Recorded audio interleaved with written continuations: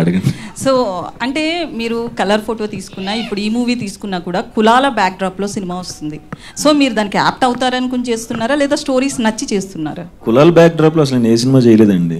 Colour photo, colour photo, colour discrimination. కులం కాదు అది, కలర్. కలర్ కావచ్చు కానీ అంత మంచి డైలాగ్ వేసానా? ఓకే. సో మీ పెళ్ళికి కలర్ ఫోటోలో పెళ్ళికి సంబంధించి కులాలే కదా అక్కడ టాపిక్? కాదండి, సునీల్ అన్న క్లారిటీగా చెప్తారు అందులో. నాకు తెల్లగా ఉన్నోడితోనే ఇస్తాను తప్ప ఇలాంటి నల్లోడి బిందుగా ఇవ్వాలి అంటారు. సో ఈ స్టోరీ సెలెక్ట్ చేసుకోవడానికి ఏంటి రీజన్ అంటారు? కథ చాలా బాగుంటుందండి. ఇక చాలా ఏముంటాయి, చాలా ఇన్సిడెంట్స్ నేను కనెక్ట్ అయ్యాను. 2007 ఆ టైంలో గోదావరి దగ్గర జరిగిన స్టోరీస్ అండ్ మన డైరెక్టర్కి జరిగిన ఒరిజినల్ ఇన్సిడెంట్స్ కొన్ని ఉన్నాయి. వాటిని నేను బాగా కనెక్ట్ అయ్యాను. సో అందరూ కనెక్ట్ అవుతారు అనుకునే చేస్తాను. దుష్యంత్ గారు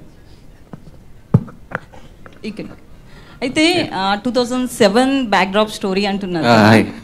సో ఇది రియల్ స్టోరీనా ఏంటి, మీరు చూసిన స్టోరీనా? నేను చిన్నప్పటి నుంచి, అంటే నేను పెరిగిన వాతావరణంలో నేను చూసిన కొన్ని స్టోరీస్ని బేస్ చేసుకొని కొంతవరకు ఫిక్షన్ ఉంటుంది, ఒక 50%. సో అదే ఫిక్షన్ ప్లస్ నేను చూసిన కొన్ని రియల్ ఇన్సిడెంట్స్ని బేస్ చేసుకొని రాసి. సుహాస్ గారు